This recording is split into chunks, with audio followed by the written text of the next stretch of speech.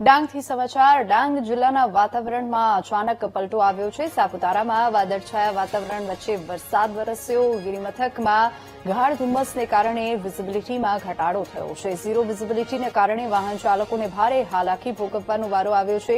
Sunrise point પર પ્રવાસીઓએ મોસમની મજા માણી છે। તો પ્રી મોન્સૂન એક્ટિવિટીની શરૂઆત થઈ ગઈ હોય તેવું લાગી રહ્યું છે। 26 મે સુધી કેરળ સુધી ચોમાસું એન્ટ્રી લઈ લેશે ભારતમાં અને આ તસવીરો ડાંગથી પ્રાપ્ત થઈ રહી છે।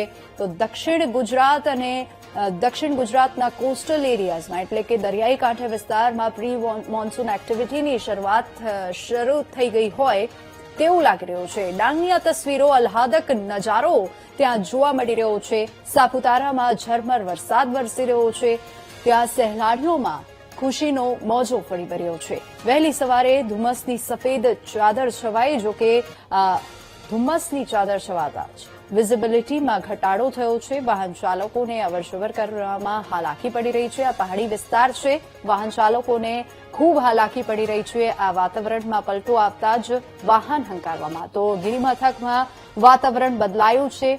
નયનરમ્ય નજારો ત્યાં જોવા મળી રહ્યો છે। સહેલાણીઓમાં ખુશીનો માહોલ જોવા મળી રહ્યો છે અને ગરમીના આ મોસમમાં એટલે કે આ વાતાવરણમાં લગભગ તમામ લોકો પ્રવાસ માટે હિલ સ્ટેશન પર જતા હોય છે અને ડાંગની આ તસવીરો સામે આવી છે। વહેલી સવારથી જ ત્યાં વિઝિબિલિટીમાં ઘટાડો થયો છે।